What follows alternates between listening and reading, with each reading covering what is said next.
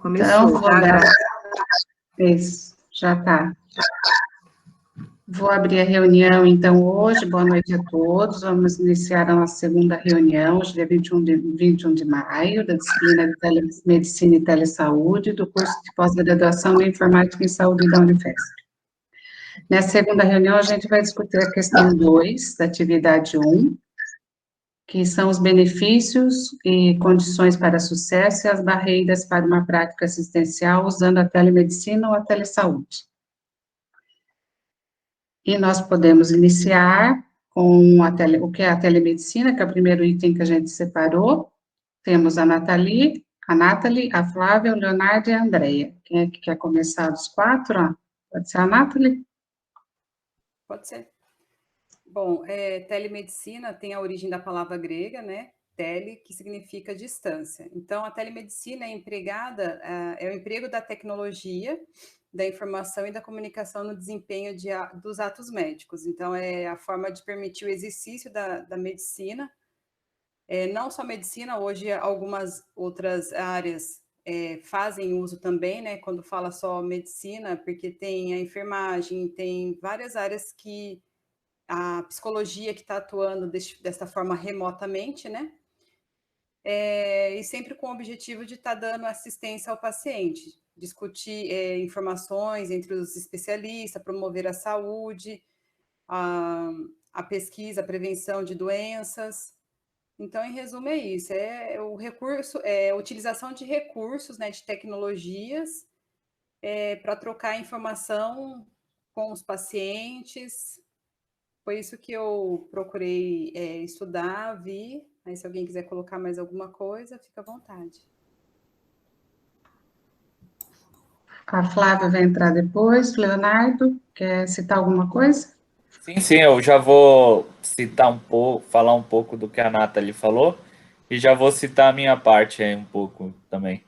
É isso mesmo. E o que eu li também é que a telemedicina está ligada à telesaúde já, né? Ela está relacionada à telesaúde, né? E a telesaúde nada mais todas as atividades que envolvem os cuidados com a saúde, né? Desde de cursos, desde de palestras, essas coisas, tudo que envolve saúde através de tecnologia é ligado à telesaúde. E já ao contrário da telemedicina. Telemedicina, como eu falei, ela está ligada à telesaúde justamente porque usa a tecnologia, só que a telemedicina, ela usa a tecnologia para atender o paciente, né? Ela usa a tecnologia para atender o paciente, né? Então, ela troca essa informação entre médicos e pacientes, enfermeiros e pacientes, à distância, né? Esse cuidado à distância com o paciente. Então, é mais ou menos isso que eu cheguei a dar uma lida nesses dois tópicos aí. Tá ótimo, Leonardo. Andréia, quer citar alguma coisa? Sim, eu achei bastante interessante uma definição da OMS, que ela é bem simples, mas ela acho que resume muito bem o que é a telemedicina. Ela diz que é a oferta de serviços ligados aos cuidados com a saúde, nos casos em que a distância é um fator crítico. Então, ela é bem isso mesmo, né? Ela proporciona o monitoramento de pacientes, né? A troca de informações entre profissionais de saúde, a consulta mesmo, né? Naqueles casos em que, em localidades em que não há o profissional, né? Aquela troca de informações entre profissionais, especialistas, favorece, é bem utilizada nos programas de saúde da família, em que tem assistência básica e tem aquela troca de informações com o especialista. Então, eu achei que essa definição da OMS, ela resume muito bem o que é a telemedicina. Eu queria só colocar aqui, acrescentar, o Dr. Chau, aquele professor da USP, ele até comenta num vídeo dele, que eu até anotei algumas coisas para citar para vocês, eu gosto bastante das palestras dele, não sei se vocês já assistiram. Ele comenta, a telemedicina não compete com a medicina, ela é um braço com um novo conceito da medicina conectada. E ela é baseada em eficiência e não mais na evidência, que até ele cita muito nos vídeos dele, nas palestras desde o ano passado, que está mudando um pouco o foco por causa da telemedicina, da telesaúde, que aquele foco da medicina baseada em evidência está mudando para eficiência. Então, ele cita muito essa transformação. Era isso que eu queria deixar da telemedicina. Vamos para o segundo ponto, então, da telesaúde. Eu posso começar, que eu acho que sou eu, Leonardo, a Pátia e a Camila, né? O que eu anotei também, que eu dei uma lida no outro material dele, numa palestra de telesaúde, e ele comenta que é um conjunto de atividades que promovem a translação de conhecimento entre a pesquisa e os serviços de saúde. É bem o que o Leonardo citou. Ele engloba a telemedicina e vários serviços da saúde à distância. Tem o foco a telesaúde nas ações de prevenção da doença, na promoção da saúde e no tratamento das morbidades. Ela pode ajudar muito. E ele cita uma coisa bem interessante, que tudo que traz o TEL antes, telemedicina, telesaúde, o TEL, ele não é considerado uma ferramenta. É um método médico, porque tem uma responsabilidade por trás. Então, que a gente nunca deve dizer que a telemedicina é uma ferramenta, não. É um ato médico mesmo, por causa da responsabilidade por trás disso. E na telesaúde, nós temos as duas principais ações do SUS, que é a RUT, né, que ele faz parte do Dr. Chau, e a Telesaúde Brasil Redes, né, que são as duas principais. E eu tenho uma lida hoje, de 2007, tem uma pesquisa de 2010, em 3 anos, o SUS, com a teleconsulta, economizou 46 milhões de reais.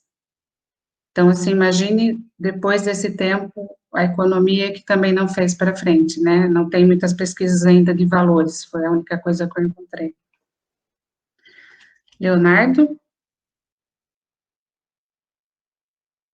Foi bem aquilo que eu tinha comentado antes. A telesaúde, né? Ela é tudo aquilo, são várias atividades que envolvem os cuidados com a saúde, né?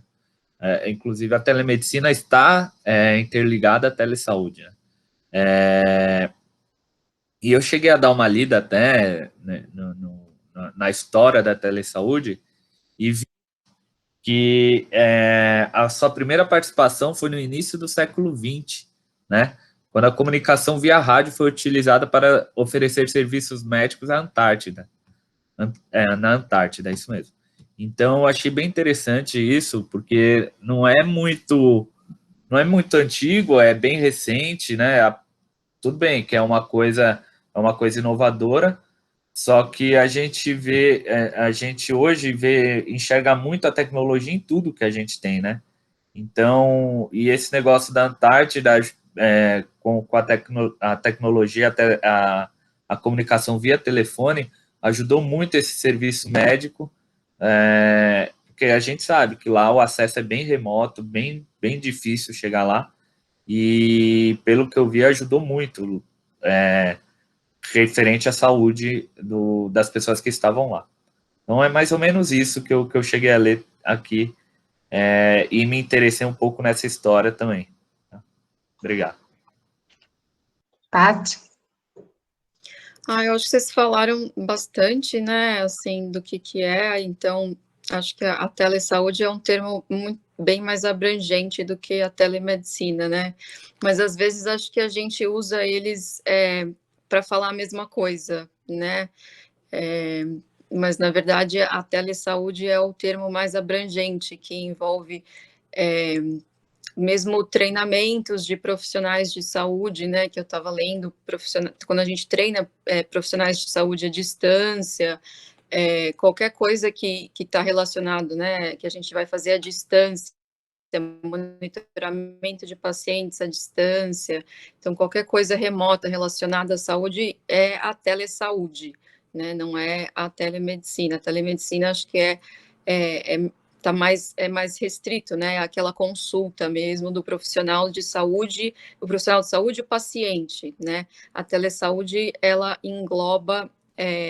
profissional de saúde, monitoramento de paciente, treinamentos, mesmo quando a gente fala com o nosso médico, ou enfermeiro, ou assistente social, por telefone, tudo isso é telesaúde. Então, acho que é um termo mais abrangente, apesar de que acho que não é tão utilizado, acho que talvez, não sei na verdade qual chegou primeiro, mas a gente fala muito mais telemedicina, né, do que telesaúde. Mas acho que a definição, acho que ficou bem clara, né, acho que vocês esclareceram bastante. Eu acho que ainda tem bem uma linha, acho que muito tênue aí também da telemedicina, da telesaúde, e as definições ainda estão se formando, né, porque eu acho que é tudo muito novo com relação a definições, né, no papel mesmo, no escrito, o que é isso, o que é aquilo, acho que está um pouquinho ainda. Camila, quer continuar? Sim, vocês já falaram bastante, é isso mesmo, concordo com todas as colocações, né, e só trazendo um pouquinho para o cenário que eu vivo atualmente, eu estou começando a trabalhar com tecnologias mais voltadas para a saúde. Eu trabalho com atenção primária, que é um dos negócios que a Santa Casa tem, e a gente está utilizando bastante, né, dessas ferramentas, porque tem toda uma triagem, passar pelo enfermeiro, pelo clínico, até ir para um especialista. Então, eu vejo que ele pode expandir o negócio e conectar os demais níveis de atenção. É bem interessante. Obrigada, Camila. Agora, nós vamos entrar um pouquinho nisso. Tinha colocado a questão das subdivisões, porque em alguns lugares eu vi que a telemedicina e a telesaúde têm algumas divisões.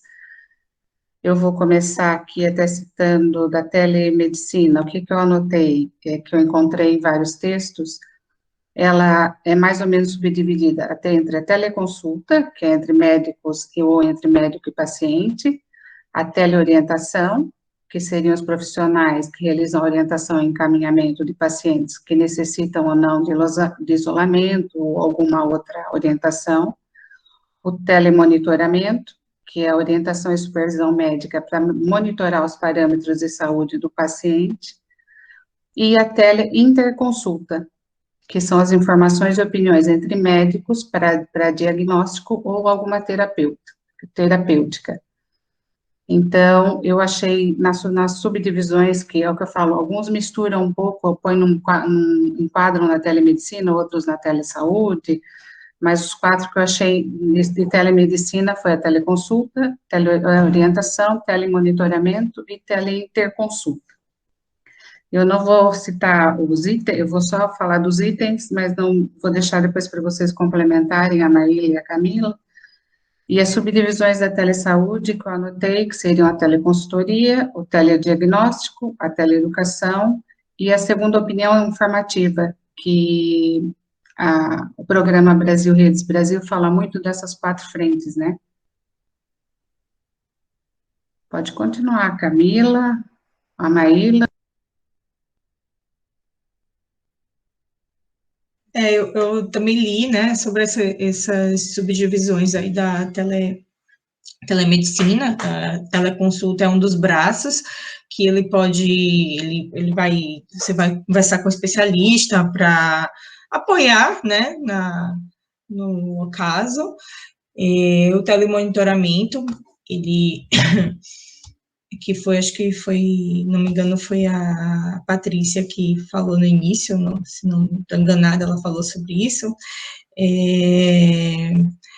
que é possível, né, vigiar os parâmetros da saúde do paciente, né, que estão longe, que estão em uma certa distância, que ele ajuda bastante, no caso de home care, não sei se foi a Patrícia que comentou. E também, eu pesquisei sobre telecirurgia, eu li algum material sobre telecirurgia, inclusive no hospital também é utilizado, tem a cirurgia robótica, e utiliza esse recurso para consultar especialistas, médicos que estão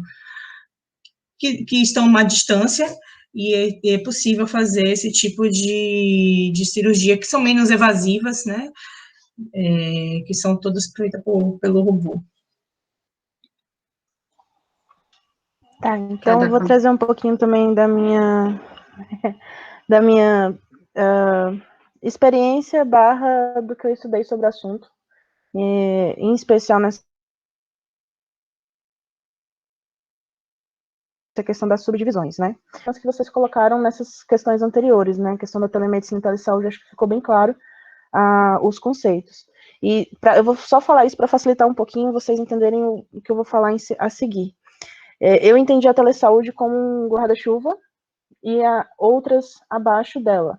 Então, a medicina, telemedicina abaixo da telesaúde. A psicologia, telepsicologia abaixo da saúde. Entre outras divisões da telemedicina em si, da telesaúde em si, e aonde for possível aquela colocação da profissão, né? A gente até já tinha falado um pouquinho antes na reunião anterior, a questão de como que as pessoas conseguem usar essa modalidade para atendimento, que eu concordo, é uma coisa que veio para ficar também, alguém comentou, e que conseguem adaptar a realidade de atendimento das pessoas, poupa a questão do dispêndio de gasto de dinheiro para transporte e tudo. Em especial, a questão da psicologia e da nutrição, que entra muito como profissões e subdivisões da telesaúde, são bastante úteis no dia a dia, né, no cotidiano, e que, assim, ficou bem promissor depois, especialmente da pandemia, né, quando a gente tem a possibilidade de fazer a questão do afastamento, é bem interessante fazer. Como eu falei para vocês, eu que trabalho com home care, e home care tem essa característica de internação domiciliar. Então, você tira um paciente do hospital, que tem um grau X de complexidade no cuidado dele, desde um paciente que está simplesmente reabilitando do pós-Covid, aí que está aparecendo muito, né, questão de fisioterapia, tudo, até a questão de uma pessoa que precisa de ventilação mecânica, essas coisas todas, e está lá na casa dela para poder ficar perto da família, aquela questão da deshospitalização, né, algumas doenças levam muito a essa questão. Dentro desse contexto, as profissões em si se adaptaram a essa modalidade. Eu achei até um pouco interessante, eu estava lendo sobre a questão de como que elas começaram, né, como que cada uma delas entrou nessa questão da teleconsulta, da psicologia, que desde 2018 já tem habilitação para realizar esse tipo de atendimento mesmo, usando essas tecnologias de informação, né, diferente da medicina, que agora em 2020, pós-pandemia, que teve essa autorização provisória. Então, é uma coisa assim, eles têm se apropriado bem dessa questão. E só para complementar, eu também achei essas nomenclaturas em relação, dentro da telemedicina, né, e das demais, essas nomenclaturas de tipo de consulta que vai ser feita. Tipo de consulta, não. Tipos de atendimentos que vão ser feitos. Aí, além das que vocês falaram, eu também achei a teleconsulta em si e a teleorientação, que a diferença de uma para outra seria especificamente a questão de você... O profissional de saúde vai discutir um diagnóstico, prescrever alguma medicação, no caso de enfermeiro ou médico, e a questão do tratamento em si, a gente chama de teleconsulta. No caso de uma teleorientação, seria aquela pessoa que tem uma dúvida mais específica e vai só conversar com um profissional sobre isso, e não se trata essa questão assim, mais específica do que se faz com esse paciente para melhorar uma condição de saúde ou não. Aí só para mesmo que vocês falaram. Só para fechar, essa questão da saúde mental deu uma deslanchada desse último ano, principalmente por causa da pandemia, né? Então, como a Maíla citou, a telepsicologia, teleterapia, assim, acho que daqui para frente vai ser muito usado à distância. Tá no auge agora, né? Teleterapias à distância. Deixa eu só perguntar para vocês uma coisa. A gente sabe que são muitos conceitos, né? Telemedicina, telesaúde, telepsicologia, teletudo. E eu estava vendo um texto de uma professora, na verdade, de auditoria, que também trabalha com esses atendimentos remotos, e ela falou que ela faz dado nessa parte de telesaúde, né? Telemonitoramento, essas coisas. Que é próximo, mais ou menos, do que eu também fiz mestrado, que é a parte de saúde coletiva, saúde pública, mais remoto. E aí ela citou um termo que achei interessante, que não, assim, cheguei a ver no módulo, na leitura que eu fiz, mas que eu acho que é alguma coisa que vai entrar mais à frente, e é bem interessante, assim, aquela questão quando vai aparecendo os novos conceitos, né? A conversão do termo telesaúde para saúde digital. O conceito em si sendo renomeado por conta desse boom de uso do recurso, né?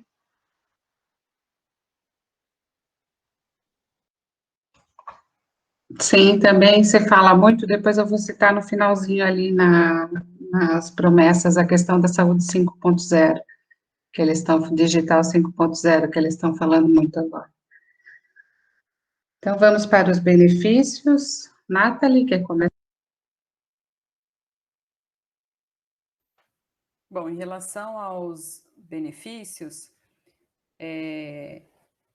aproximação do médico com o paciente, então a telemedicina ela proporciona isso, né, para garantir um melhor acolhimento, né,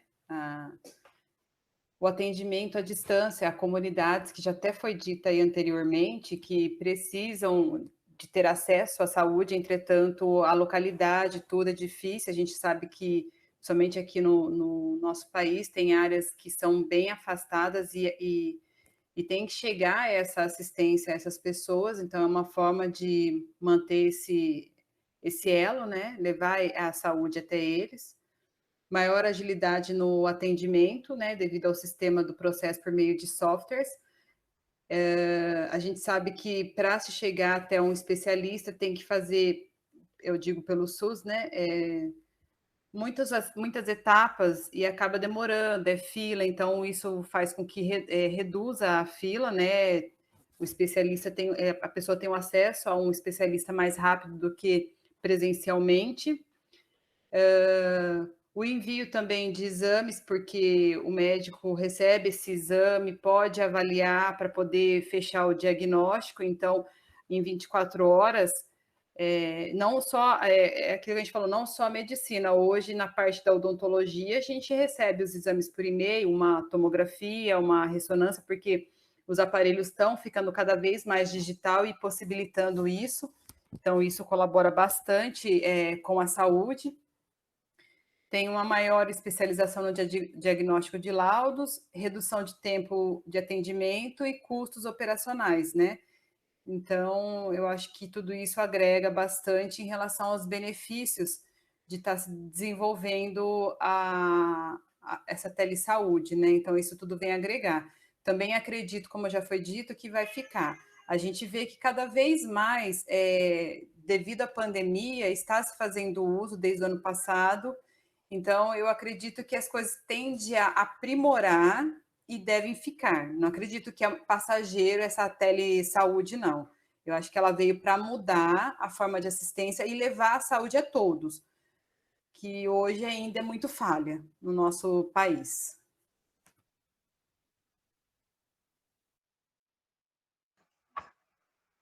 Silvio, quer continuar?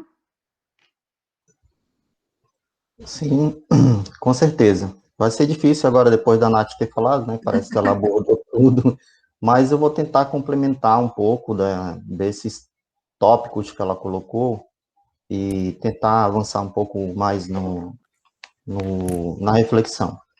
Então, com relação à agilidade, né, que ela falou, que traz realmente é um dos benefícios a questão da agilidade. No contexto, como a gente já conhece, do sistema público de saúde, existem as filas, né? Você tem que ir para a fila para marcar uma consulta. Depois você tem que ir para a fila para receber o atendimento.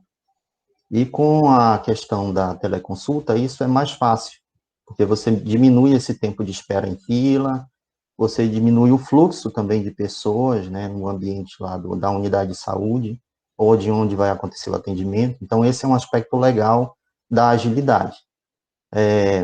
Também tem a questão da teletriagem, né?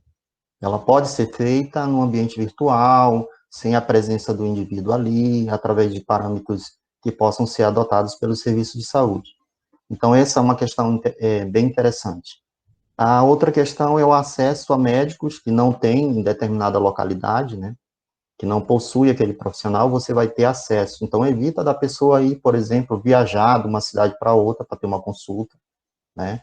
o acesso a especialistas, que geralmente em alguns municípios com menor suporte de complexidade de atendimento, isso facilita, porque você cria aí, nós temos dentro da área da saúde, o que é chamado Pacto pela Saúde, que engloba certos aspectos de pactuação entre municípios, regiões e pode ser até entre estados, né? Que é o suporte de especialistas que podem acontecer, né, de forma remota. Mas, para além disso, como o Brasil não tem todas as especialidades, nem todos os profissionais que fazem atendimentos de doença muito específica, que exige profissional com uma certa competência e especificidade, ele pode fazer um intercâmbio internacional com outros especialistas com doenças extremamente raras, por exemplo. A gente tem a questão da redução de custos, e nesse particular, as regiões remotas, as regiões pequenas, onde tem poucos habitantes, municípios que têm poucos habitantes, em torno de 80, 100 mil habitantes, é muito difícil colocar profissionais especializados para fazer atendimento, e aquele profissional permanecer na rede pública de atendimento.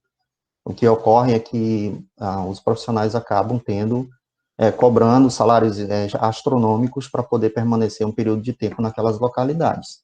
E com essa possibilidade, isso pode ser uma redução de custo muito importante nesse aspecto da questão de acesso a profissionais especialistas para essas regiões mais remotas.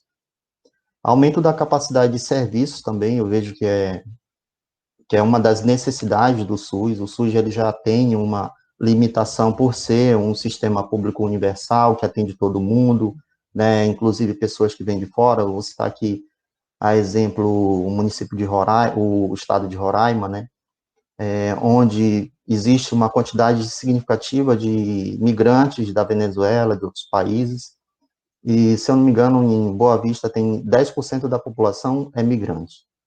E o SUS não está preparado para isso, para atender essa demanda. Mas o cidadão, ele está no país, ele garante o atendimento, porque o atendimento é universal para todo mundo que está no país, independente da situação, se ele está legal, se não está legal, ele está no país, ele deve receber o atendimento. E isso inclui também mais despesas, mais suporte, né, do serviço de saúde para poder atender essa demanda. Então, com a realização dessa possibilidade, eu acho que a capacidade do serviço ele tende a melhorar, claro, não vai atender todo mundo, mas tende a melhorar, e causa também uma regulação da assistência, ou seja, você tem uma possibilidade ali de estabelecer um planejamento de saúde mais adequado para cada situação. Tem o aprimoramento de comunicação, né, e da educação, que já foi citado pela colega Nath, e tem a possibilidade de você consultar bancos de informações, né, que estão disponíveis virtualmente, tem a telesaúde, educação, onde você tem o acompanhamento, monitoramento, né, teleconsultoria, então isso amplia grandemente a capacidade de suporte. Aí o próprio suporte de assistência, em geral, ele tende a melhorar, né? Evita também, né, pelo menos nesse período de pandemia, as questões bem peculiares, né, que é o distanciamento social, que é a questão da pessoa ficar em monitoramento no período de quarentena, estar em casa, né, e ter um suporte técnico adequado, um acompanhamento médico e tudo mais. Então, isso veio a calhar muito bem, como já foi citado também. E eu vejo também uma das questões que, isso já é uma percepção que pretendo ampliar, é que eu acredito que, pela ocasião da pandemia, houve uma aceitação melhor, tanto por parte de profissionais, né, que estão envolvidos na situação, como também pela própria população que passou a conhecer mais essa modalidade e ter uma segurança maior, né, tanto para ela em termos de situação de saúde, quanto para os próprios profissionais. Então, eu vi que teve uma aceitação melhor por causa da pandemia, evita atrasos, evita uma série de coisas que já foram comentadas. De forma geral, é isso que eu vejo, assim, como elementos significativos que a gente possa estar aí ampliando Claro que não são todos, existem mais coisas que a gente possa abordar, mas eu creio que é um resumo de tudo que a gente viu e discutiu já até aqui. Tá ok, Silvia. Andréia, quer citar mais alguma coisa? Sim. Primeiro eu queria falar que eu vejo a telemedicina, a telesaúde, como os colegas já falaram, que ela veio para ficar mesmo, assim como o home office, para quem está trabalhando em home office também, e a aceitação cada vez maior desses cursos como esse que a gente está fazendo por EAD. Né? Há um tempo atrás, a gente ainda via uma certa resistência da aceitação desses cursos, e assim como uma dificuldade de aceitação do home office por parte das empresas, e hoje, com a pandemia, isso tudo veio abaixo. Né, hoje está tudo consolidado, tanto a EAD como o home office e também a telemedicina, né, veio tudo no mesmo pacotinho aí, eu acho que é uma herança, de certo modo, boa eu acho que a única boa da pandemia, né, então acho que a gente teve, esse foi um ganho que a gente teve, tá? Falando dos benefícios, os colegas já falaram muito bem, acho que fica cada vez mais difícil, mas eu vou tentar falar algumas coisas aqui que eu anotei. Eu vejo um dos grandes benefícios é levar saúde de qualidade às cidades do interior do Brasil. A gente sabe que nem sempre cidades pequenas, as mais afastadas dos grandes centros, conseguem atrair profissionais especialistas, principalmente para essas cidades, né? Eles costumam ficar nos grandes centros, principalmente do sul, sudeste, então cada vez fica mais fácil ter esse acesso através da telemedicina. Permitir que a gente tenha acesso a uma assistência médica a qualquer momento, então, em qualquer lugar que você tem, desde que você tenha uma internet, é possível fazer uma consulta com um médico, um especialista, ou uma teleorientação. A gente tem acesso a especialistas, né, em localidades onde não haviam esses profissionais, e por isso a gente tem um benefício nos grandes centros, né? Então, porque como quem está fora do grande centro acaba acessando esses profissionais via telemedicina, isso reduz o fluxo, né? O fluxo maior na consulta convencional. Então, o acesso ao especialista é feito através da telemedicina e não precisa lotar tanto o consultório, né? Esses teleaconselhamentos, essas teleconsultas, elas evitam idas desnecessárias aos pronto-socorros. Hoje a gente vê que várias vezes a gente, às vezes, ficou com medo de estar com Covid, não sabia se era, se não era, e fez uma teleconsulta. Eu mesmo já fiz isso no começo da pandemia. Eu fiz uma teleconsulta dei lá os sintomas que eu estava sentindo, recebi o pedido do exame, fui ao laboratório, então ela evitou uma ida que seria um pronto-socorro. Com certeza, se não tivesse essa teleconsulta, eu teria ido a um pronto-socorro. Isso acho que é um grande ganho também. Pensando em saúde pública, diminui o movimento no hospital, né, público, e pensando também em saúde privada, eu hoje trabalho numa operadora, então ele também diminui o custo da saúde suplementar, né, ele é importante para isso também, da diminuição do custo da saúde.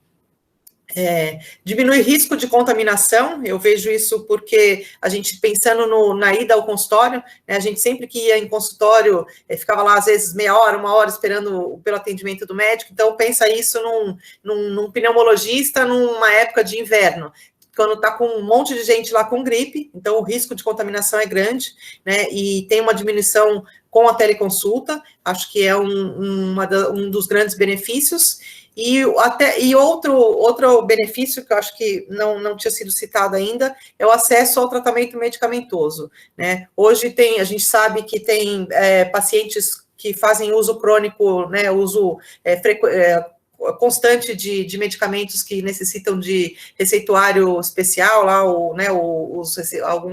alguns receituários que ficam retidos na farmácia, e aquele paciente precisaria retornar ao consultório a cada 3 meses para renovar essa receita, né, para pegar uma nova receita. E hoje, pela teleconsulta, a gente consegue isso, né, ele recebe o receituário no próprio celular e vai à farmácia, ou mesmo pede à distância, né, faz o pedido na farmácia remotamente, e acho que esse também é um grande benefício dessa telemedicina e telesaúde, de todo esse conjunto aí. Era isso. Acho que os benefícios foram mais do que, né, englobados todos. Paty, quer dar continuidade? Dou, sim. Eu gosto de falar dos benefícios, não gosto de falar das barreiras, mas elas existem. Acho que principalmente aqui, né, no Brasil, e acho que uma das maiores barreiras é a falta de acesso à tecnologia. Acho que é uma das coisas básicas, né, importantes para acontecer, a telesaúde, a telemedicina, a teleconsulta, o acesso à tecnologia, né, acesso à internet de banda larga. Existem localidades tão remotas, né, então a gente comentou na outra reunião que existem postos de saúde, UBSs, que nem têm acesso à internet, né. Então, acho que isso é um ponto-chave, né, uma das grandes barreiras da implementação da telesaúde. Acho que ainda existe, né, a gente também comentou na última reunião, acho que existe uma certa resistência ainda, acho que principalmente da classe médica. Até eu li que eles parecem que vão determinar que a primeira consulta tem que ser presencial, e parece até que teve uma divergência, né, entre a Associação Médica Brasileira e o Conselho Federal de Medicina, né. A Associação Médica Brasileira tinha uma opinião que deveria ser a critério médico, mas parece que realmente vai ser determinado que o Conselho Federal de Medicina tem uma opinião que a primeira consulta parece que deve ser presencial. Mas acho que ainda existe uma resistência da classe médica, né. E acho que também tem a questão da resistência à tecnologia em si, tanto pelo paciente quanto por profissionais, né. Acho que tem de ambos os lados, né. Acho que por falta de familiaridade ou medo do novo, ou por ainda preferir um contato pessoal, né. Acho que diversos motivos, mas uma resistência à tecnologia, né. Talvez talvez pacientes mais idosos, né. Então existe, acho que é talvez uma outra barreira, né, a se pensar, e um lado também para se investir, né, se investir em treinamentos, que acho que tem que começar na graduação dos profissionais de saúde para lidar com esse tipo de paciente, né, e também para lidar melhor com a tecnologia. Acho que são essas que eu pude pensar. Quer dar prosseguimento, Silvio? Ok, quero sim. Vou começar por um item que ela colocou, que eu acho que é um dos focos centrais, né? Que é a questão da primeira consulta. O que acontece? Por que o Conselho de Medicina e alguns médicos têm posicionamento contrário à consulta ser virtual? Pelo seguinte fato, existe uma parte da técnica necessária para conhecer ou fazer o diagnóstico do problema de saúde, que é a questão da semiologia, né? O exame físico do paciente, e nem sempre as tecnologias que o paciente dispõe conseguem dar esse suporte. Então, você, por exemplo, pode ter um ferimento e pedir para o paciente tirar uma fotografia daquele ferimento. Mas aquela fotografia, ela não tem, como a gente viu na disciplina de imagens aí, a qualidade suficiente para você avaliar o ferimento. Não tem as características que você observaria ali numa imagem presencial, né, daquele ferimento, para identificar uma possível doença específica que possua características específicas, né? Então, além disso, você pode ter o problema mesmo da conexão, né? A a questão da conexão que foi comentada pela Patrícia, ela é muito abrangente, né? Existe até um termo que eu, lendo aí sobre os materiais, descobri, é chamado de brecha digital, né? Que foi elaborado lá pelos Estados Unidos, na época do governo Clinton, que ele desenvolveu esse termo buscando estudar a questão da desigualdade relacionada à questão digital. Por exemplo, hoje no Brasil, a gente já se ouve falar em 5G, né? Mas quem realmente está apto a ter essa tecnologia, né? Existem muitas situações em que você não tem nem a 2G, né? Eu estive visitando uma comunidade de zona aqui há algum tempo atrás, alguns 3 anos atrás, que eu achei um dado interessante. Eu vou compartilhar aqui com vocês. Eu estava lá na comunidade passeando, isso é uma comunidade ribeirinha, né, com poucos habitantes, né, que é aquela comunidade que vive da pesca, vive do extrativismo, né, tem todo um contexto social específico deles, uma comunidade tradicional, e tem um telecentro implantado numa escola, que dá acesso, um período do dia, não é direto, né, porque tem as questões sazonais, questões de conexão. Então, tem uma antena lá e a pessoa vai para próximo da escola acessar a internet. Aí, o que eu observei? Próximo da escola, existia um buraco no chão. E eu fiquei impressionado por que aquele buraco estava ali. Como o terreno é um terreno arenoso, né? O buraco foi formado de tantas as pessoas ficarem naquele local para pegar o sinal da internet. Então, foi se formando um buraco ali. E nos outros locais ao redor, não pegava a internet, só pegava naquele localzinho. Então, de vez em quando, eu via alguém chegando lá naquele local e ficava em pé lá com o celular e mexendo. Então, existem pontos específicos que a comunidade identifica que pega o sinal da internet e outros não. Tem gente que tem que subir no morro, subir numa árvore, entendeu? Imagine você ter uma consulta dessa forma, né? Então, é totalmente inviável. Então, essa questão da brecha digital, da tecnologia, nós sabemos que é um problema geral do Brasil, mas existem condições ainda piores, mas é uma temática interessante, né? Outra questão que eu vejo como dificuldade, que é apontado por alguns especialistas, é a questão da legislação. Nós tivemos avanço nisso, nesse período agora de pandemia, né, que foi regulamentado aí algumas resoluções e algumas portarias que autorizam, inclusive os conselhos de medicina regionais aí, eles fizeram as suas resoluções, mas não é uma segurança, né? Ainda precisa se discutir, precisa se adaptar a algumas legislações, como, por exemplo, uma legislação que eu já citei numa outra tele-reunião, que agora eu vou passar mais mais especificamente qual é a lei, que é a Lei 3.268, de 30 de setembro de 1957, só para vocês terem uma ideia. De 57 para cá, essa lei ainda está vigorando. E ela restringe o acesso às regiões para o exercício da profissão médica. Então, o Conselho Regional é que é responsável por fiscalizar e tem a jurisprudência sobre a atuação médica naquela região.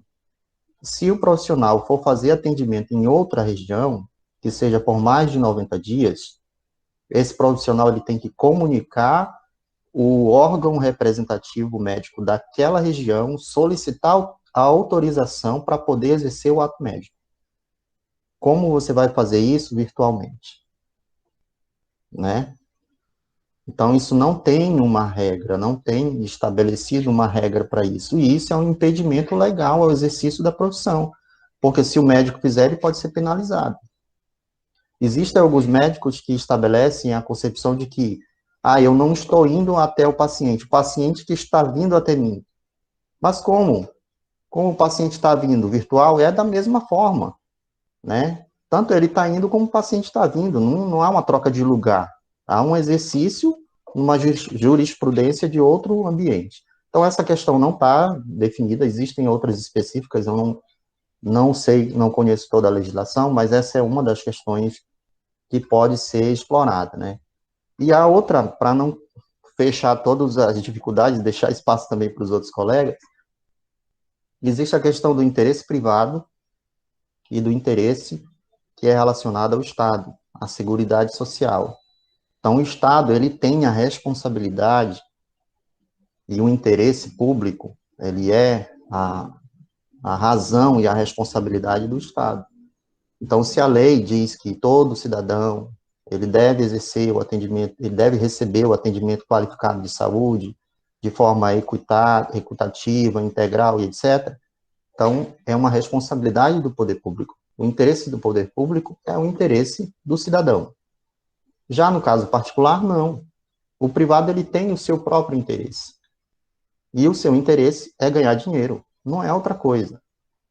Então, obviamente que o interesse privado, nesse momento, ele tem um interesse mais efetivo. Ele vai buscar a tecnologia, ele vai buscar implementar, ele quer fazer os conselhos aceitarem, fazerem resoluções, implementar a tecnologia, porque eles querem ganhar dinheiro, e isso vai dar dinheiro, né? Então, são interesses diferentes, mas realidade diferente, né? Quem vai ter o acesso não vai ser todas as pessoas, né? Não vai ser todo mundo que vai ter condições de fazer uma teleconsulta, não vai ser todo mundo. Precisa de infraestrutura, precisa de desenvolver tecnologias que o cidadão lá, das situações remotas que eu coloquei aqui, possa ter acesso. Então, é uma complexidade que envolve interesses diferentes e que eu acho que tem perspectivas que a gente vai falar futuramente aí, muito positivas, mas ainda existem muitas barreiras e muitas dificuldades.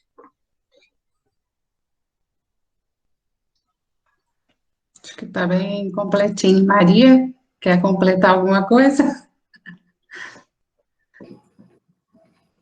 O meu item é o promessas e oportunidades. Então, não estava no Barreiras, mas pode... Pode já, ou que você quer terminar com outro? Não, eu tinha até anotado no 5, mas se você quiser já começar, já vai passar para o próximo. Será que eu anotei errado? Mas você quer terminar esse? Alguém quer colocar mais alguma dificuldade, alguma barreira? Não? Então, pode continuar, Maria. Vamos às promessas, oportunidades que a telemedicina e a telesaúde traz agora. Isso. Quando eu peguei oportunidades e promessas, eu acabei também vendo alguns desafios, né, que são as barreiras. Mas acho que eles comentaram, né, que é a aceitação pelos profissionais de saúde, a aceitação da tecnologia pelas pessoas mais idosas, e os profissionais, eles têm receio também de como vai se dar essa remuneração, né, é uma dos problemas, né, que eles trazem para serem mais resistentes, né. A falta de familiaridade que vocês já falaram com as tecnologias e a falta do exame físico. São meus cachorros, né? É difícil. Mas vamos, então, para as promessas. Então, como vocês já falaram, a tendência realmente é crescer, principalmente aqui no nosso país, que ainda é tão iniciante, né? Pelo monitoramento, já está sendo desenvolvido, por exemplo, um relógio, que ele vai monitorar ali vários parâmetros do paciente, e inclusive até fazer alertas, né, caso seja necessário de chamar um socorro, ou alguma orientação que possa ser feita ali no momento. A acessibilidade, né, à medida que a acessibilidade da internet, que é um problema, que é como o Silvio falou, muito grande no nosso país, melhore, a probabilidade é que cresça mais ainda essa área. E houve um outro aspecto, sobre promessa, que eu tinha muito receio desse negócio de segurança de dados, né, dos pacientes mesmo, dos dados do paciente. Então, nesse estudo, nesse artigo que eu li, ele põe que a segurança, ela é maior do que a segurança que hoje tem em papel, porque o armazenamento, a manipulação daqueles dados em papel geram uma insegurança e uma perda de dado muito maior até do que o uso da nuvem, não que seja 100% seguro a nuvem, mas ela ainda é mais segura que o papel, e eu tinha uma visão diferente. E o uso da inteligência artificial, que nós já vemos crescer aí no nosso cotidiano, vai ser uma rotina de troca de informações, de a inteligência artificial já fazer essa triagem do paciente de acordo ali com os sintomas e os exames, já procurar num banco de dados casos parecidos e já estabelecer um tratamento ali mais apropriado e mais precoce e mais rápido, o que pode gerar aí realmente uma diminuição, como vocês falaram, da ida aos hospitais. Se isso um dia realmente estiver disponível a todos, eu acho que vai facilitar muito as pessoas mais pobres terem acesso a melhores tratamentos, aos melhores especialistas. Deixa eu ver o que mais. E a medicina personalizada, né? Que a inteligência artificial também pode contribuir bastante. Que apesar de hoje nós temos, às vezes, parâmetros iguais, mas cada organismo age de uma maneira, e se você tem um histórico daquele paciente, a inteligência artificial, ela pode fazer um cruzamento de dados e já montar ali um esquema de tratamento dirigido especialmente para aquele paciente, e não no geral, que às vezes dá para uma maioria, mas tem ali sempre uma porcentagem de pacientes que aquele tratamento geral não funciona. E de oportunidades são muitas, né? Então, pelo que eles estão gastando já muito com isso, eu acho que a pandemia veio aumentar, como vocês falaram, e quem era resistente acabou tendo que ceder, e vamos ter que ceder ainda mais, né? Com os novos aplicativos, dispositivos de monitoramento, para acompanhar até consultas, né? Podem ser feitas no futuro, né? Com a inteligência artificial, uma consulta talvez aí mais básica, de acompanhamento, de orientação. Então, eu acho que é mais ou menos isso que eu dei uma olhada. É bastante abrangente, né? A Ila pode continuar? Sim. Nesse tópico, eu acho que foi bem feliz esse tópico, porque traz muita coisa para a gente refletir um pouco, né? Do que a gente está passando nesse momento. Em especial, eu li muito textos falando sobre a pandemia, né? Então, muita coisa eu trago antes Covid, depois Covid, e da pandemia em si. A primeira promessa é que a telemedicina veio para ficar. De uma maneira geral, a gente vai ter que realmente se adaptar e aceitar. E quem tem um pouquinho mais de dificuldade vai ter que estudar um pouquinho. É o que estamos aqui fazendo, tentando melhorar um pouquinho nesse sentido e fundir a nossa prática, assim, profissional de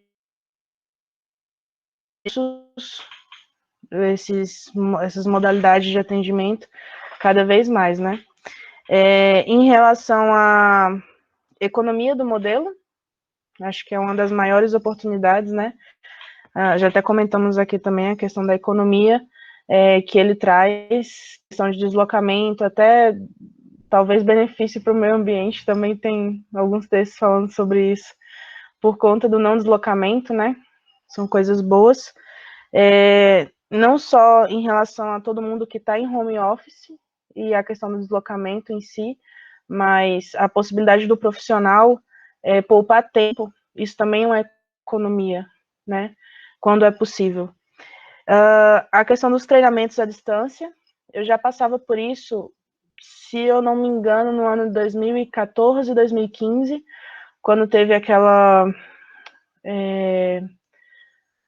situação do ebola lá na África. Eu estava no Hospital Universitário Alcides Carneiro, e lá a gente passou por treinamentos com essa questão da telemedicina, né? E acompanhamos com profissionais da USP, com profissionais que estavam lá também, eventos que esses treinamentos eles são muito bons e continuaram, e eu me vi passando por isso de novo com o Covid, né? Esse treinamento remoto à distância eu acho que é bastante promissor e vai ficar também. E a questão do sistema de referência para especialistas é uma coisa que eu acho que fica mais acelerada, até mais otimizada para quando você tem essa possibilidade de usar a modalidade de atendimento remoto. Fica mais fácil que a pessoa, o profissional, atenda, mas também que o a pessoa que está sendo atendida tenha uma certa rapidez maior nessa questão do acompanhamento.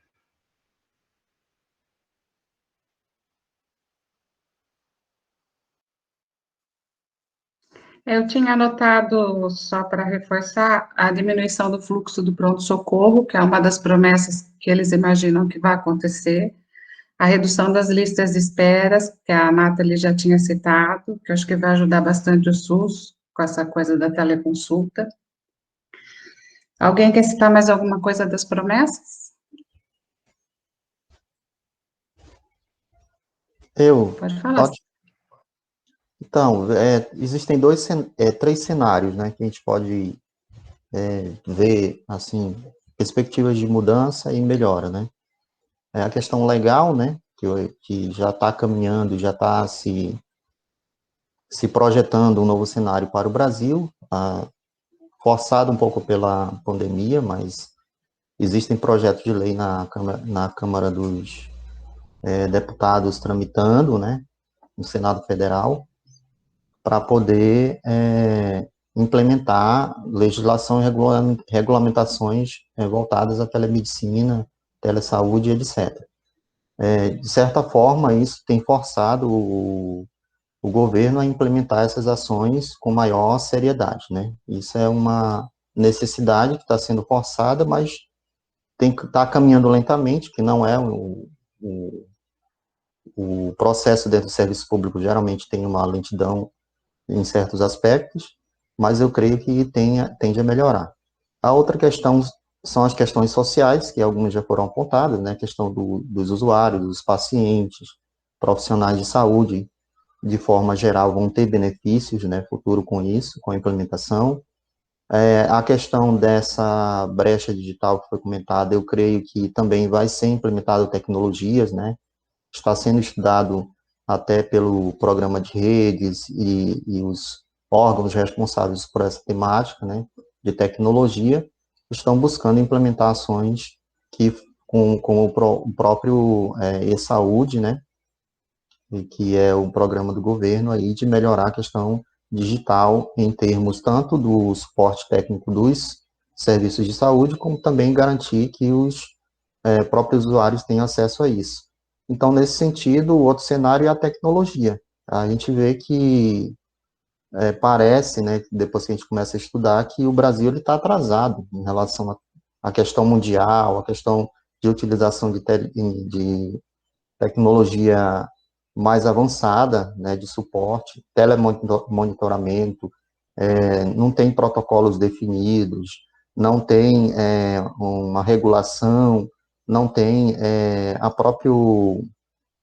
a questão da nomenclatura, né, que é utilizada dos protocolos médicos, não se tem ainda um registro técnico disso, e então essa parte tecnológica vai forçar diversos processos em relação a isso, e eu creio que o Brasil, em termos geral, não vai querer ficar a ver navios, né, enquanto os outros países aí que possuem tecnologias muito mais sofisticadas tendem a forçar isso, o Brasil também se entrar nesse mercado, né.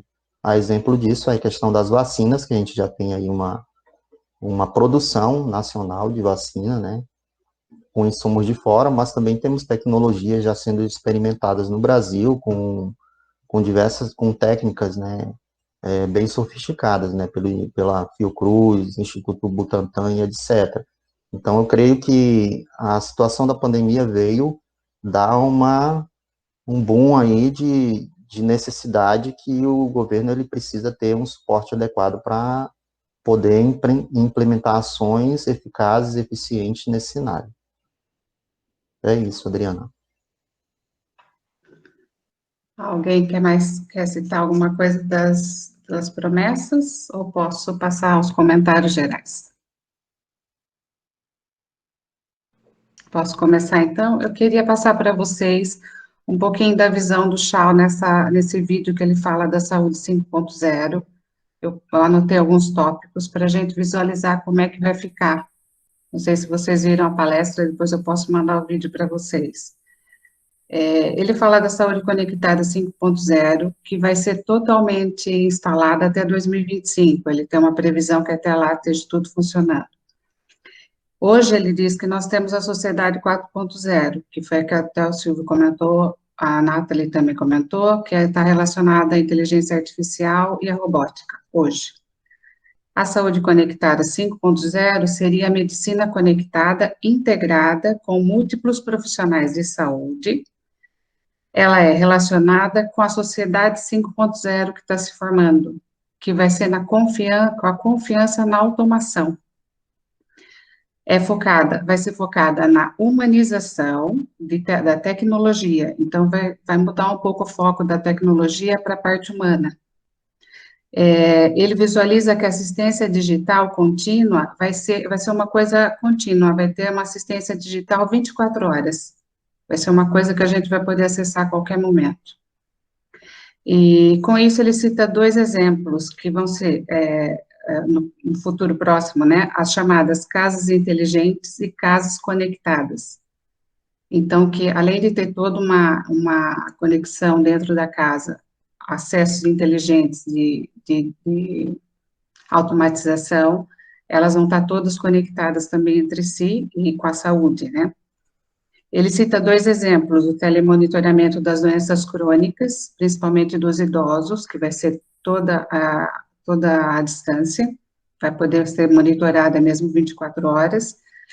A inteligência digital personalizada, que até a Nathalie comentou do atendimento personalizado, então ele chama de inteligência digital personalizada, que vai ser aquele atendimento com aquelas vestimentas, com os acessórios, que vai poder monitorar os pacientes também com todos os equipamentos, no auxílio no dia a dia, na rotina dos pacientes. E aí ele faz um resumo que essa sociedade 5.0, o que ela vai ter?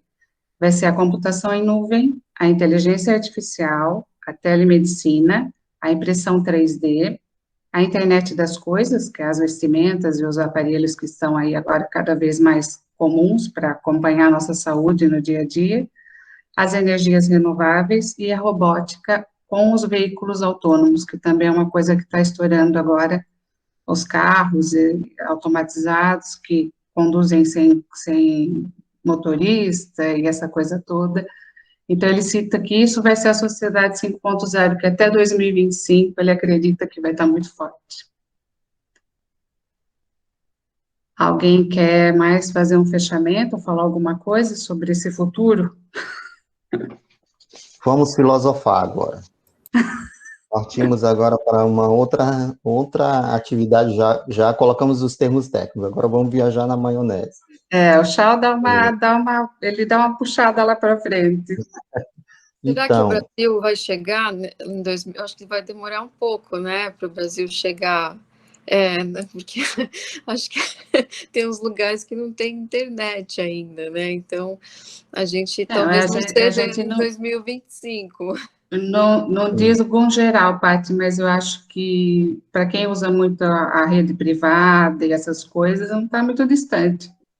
Então, eu queria comentar uma coisa bem breve, que é a questão que até a Adriana colocou de forma indireta, mas é um tema interessante para a questão de tecnologia, que é a questão de humanizar o que não é humano, né? Então, esse é um tema filosófico muito interessante, né? Tem humanos que podem ser considerados não humanos pelas práticas dele, né?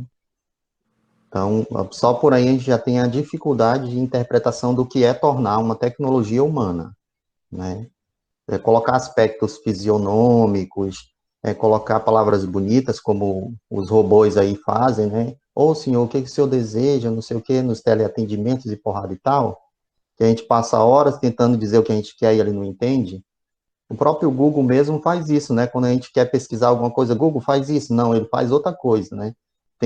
E coloca coisas que a gente nem imaginou, nem pensava, ele joga lá pra gente aquilo, né? E tudo isso é atrelado a essa questão de algoritmos, que é uma discussão ainda muito mais profunda, aí o pessoal da TI já lida com isso mais facilmente, mas hoje essa questão de você compartilhar informações de forma virtual lhe leva para esse mundo, né?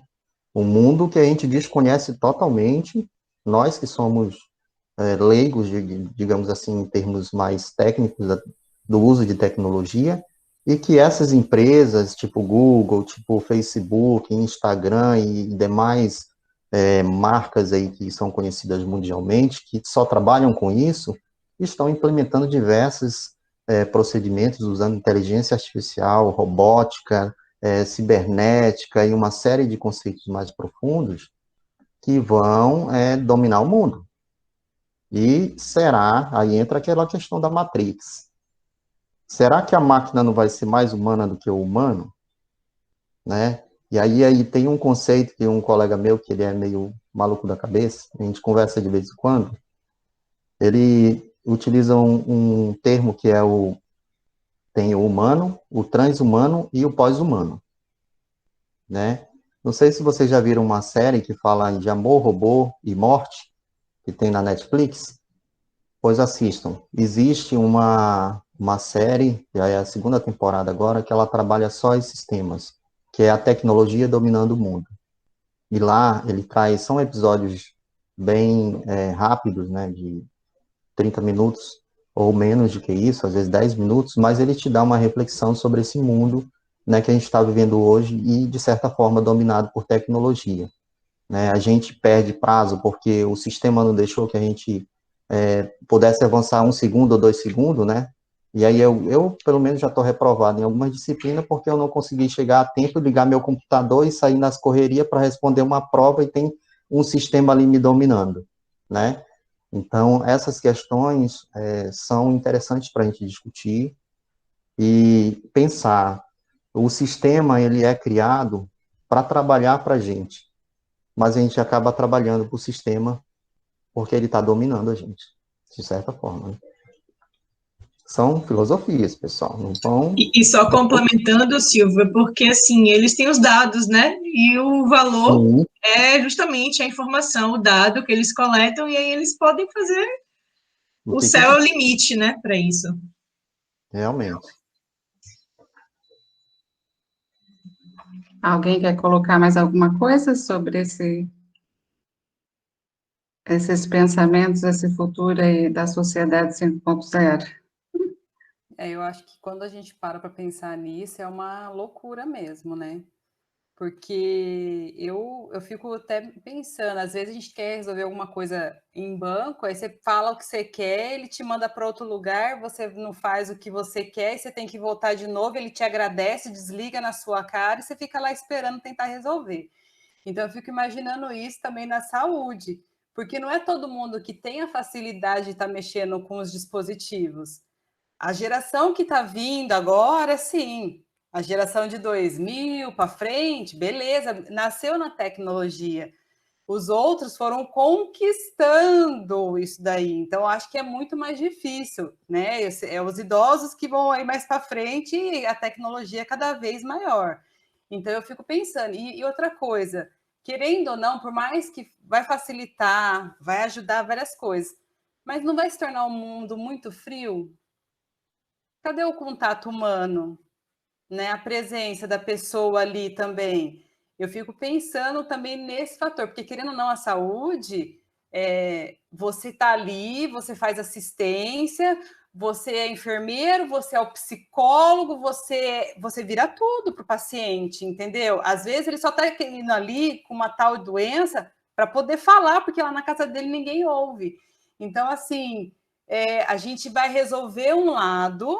Será que a gente não vai piorar o outro lado? Né? Como que vai ser isso daí? É muito bom na teoria? A teoria é linda, é maravilhosa, mas tem vários fatores que me põem pontos de interrogação. Qual que é a sociedade que a gente vai criar daqui para frente? Vai ser igual... Oi. Nessa questão que tu coloca aí dos atendimentos, e a gente passa, às vezes, 30, 40 minutos esperando, mas o computador que está lá, o robô, ele não espera nem 3 minutos. Se tu não der uma resposta para ele, ele já te detona. Já te agradece, né? E desliga. Já te agradece e vai embora, não está nem aí. Incrível. Aí, você pensando nesse jeito, assim, eu fico me perguntando qual vai ser a sociedade. A pandemia é igual às guerras, a primeira, a segunda guerra veio e trouxe várias coisas boas com ela, coisas ruins também. A pandemia que a nossa geração vivenciou também trouxe coisas horríveis para muitas famílias. Para quem trabalha na área da saúde, vivenciou muita coisa ruim também. Mas está trazendo muitas coisas boas. A gente repensar os nossos cuidados até dentro da nossa casa, em questão à doença, coisa que a gente não pensava, entendeu? Então, assim, coisas boas ela trouxe. Agora, pensar numa sociedade que vai depender de uma tecnologia para tudo, porque está virando tudo, eu fico ainda preocupada com isso. O que vai ser daqui para frente? Que tipo de sociedade vai surgir? Entendeu? Porque o psicológico abala muito. Eu acho que abala muito o psicológico. Então, assim, eu fico na dúvida. Eu acho que eles vão ter que encontrar um equilíbrio aí, né? E eu acho que os médicos, que são mais da parte humana, vão conseguir fazer essa balança, né? De não deixar também tudo muito robotizado, porque precisa desse contato, precisa desse calor, precisa desse outro lado, né? Não pode se perder tudo, né, do humano. É um desafio. É o que ele comenta até nos vídeos dele, humanizar a tecnologia. Desculpa te interromper. Maíra, pode falar. Eu tô achando engraçado vocês conversando, porque assim, quando a gente tá... eu vou falar como nativa da área da saúde, né? Que é o que me cai aqui. Primeiro, eu tenho muito medo de tudo isso que vocês estão falando. Essas previsões do futuro aí me assustam muito. E segundo, é pior ainda pensar que pode ser que o profissional que está fazendo atendimento consiga humanizar isso. Porque se você parar para pensar bem, quem vem da área da saúde sabe disso que eu vou falar, a gente estuda uma política nacional de humanização. Você ensina humanos a serem humanizados. E aí esperar que esses humanos que devem ser humanizados consigam humanizar máquinas é bem, bem complexo. Pensar que muitos não são humanos, não tem nada de humano, né? Já na assistência. Então, você imagine a máquina. Imagine a máquina, o bicho vai ser feio. Mas é possível, viu? A gente já vê isso aí no chatbot, por exemplo. Eles mandam mensagens, tem base de conhecimento que eles aprendem cada vez mais, evolui. Às vezes a gente pensa até que está falando com uma pessoa de verdade. Não, geralmente eu tenho essa dúvida, né? Às vezes você entra em contato com o suporte, aí ele dá aquela mensagem toda vez, já sei que não é ninguém, é uma programação, né? Só que aí você vai escolhendo opções. E aí, naquele momento que ele diz, vou transferir para um atendente, ele dá aquela mesma informação que estava antes, lá no início, eu já fico suspeito. Mas não tem como você identificar se é o robô, se é o ser humano. Não tem. Depende do que a inteligência que está lá, a inteligência artificial, está sendo utilizada. Mas o aspecto que a Maíla colocou aí, era justamente o que eu ia falar, a questão da humanização, que tanto é trabalhado na questão da saúde, mas existe um contexto também de cultura, né? Cada povo, cada comunidade tem uma cultura, tem especificidades, né? Tem condições ambientais específicas. E como que o médico vai fazer um estudo de todas essas questões num conceito que a gente considera nesse mundo contemporâneo, um conceito ampliado de saúde, em que existe a questão de determinantes sociais, né, da saúde, que envolve questões epidemiológicas, envolve diagnóstico de situação, de população, e como que o médico vai estar inteirado de todas essas situações para poder fazer um atendimento, uma assistência de saúde apropriada. Então, essa é uma questão muito mais abrangente do que a gente imagina, e o pessoal da área da saúde, que aqui acho que a maioria enfermeiro, né, conhece esses aspectos, compreende muito bem o que eu estou falando, mas tem pessoas que não são da área da saúde que não entendem esses aspectos, né? Que envolve uma complexidade de anos aí. Os cursos da área da saúde, geralmente eles têm a tendência a ter uma quantidade de formação muito maior. Para ser enfermeiro, você tem que passar 5 anos, né, estudando, né, em muitos cursos. Enfermagem, medicina, né, você termina o curso, tem que fazer especialização, são áreas genéricas, você sai como um profissional formado numa área genérica, você tem que procurar uma especificação dentro da sua área para poder atuar, então é muito complexo, não é uma coisa simples assim. Alguém quer acrescentar mais alguma coisa? Não? Então, acho que podemos encerrar, se alguém quiser dizer mais alguma coisa, né? Acho que foi ótima reunião, muito produtiva, muita coisa para a gente pensar. Queria só agradecer pela participação de todos, por fazer parte desse grupo, foi muito bom, as provocações foram muito boas. Eu queria, se você puder, Adriana, mandar depois o vídeo, eu fiquei muito interessada em assistir, não conheço o autor, mas eu queria assistir, se você puder, por favor, agradeço. Tá? E agradeço a todos vocês por compartilhar o conhecimento de todos vocês, foi muito bom. Eu encaminho, sim, Andréia. Ele é professor da USP e o ano passado eu vi 2 palestras dele naquelas que a Unifesp mandou, aqueles congressos, aquelas coisas, e eu acabei até transcrevendo, porque ele assim, uma sumidade, ele faz parte, ele até é um dos que desenvolveu o RUT, ele faz parte da equipe do RUT e do SUS, então, na parte de telesaúde, assim, ele está à frente, ele não é brasileiro, né, acho que ele é japonês, chinês e japonês, brasileiro, ele é luso, então ele fala bem puxado. Muito inteligente, ele está muito à frente, assim, ele já está pensando... Pelo que você falou, está lá na frente já, né? Eu achei... E a referência desse tema, desse assunto. As palestras dele, eu adoro, assim, maravilhosas. Eu passo, sim. Obrigada. Então, boa noite a todos, obrigada, foi ótima reunião. Boa noite, Obrigado, tchau, pessoal, foi um prazer conhecer vocês. Obrigado, até a tchau, próxima. boa noite. Tchau. Obrigada, tchau. Viu? Até um próximo momento. Boa noite. Até. Tchau. Tchau.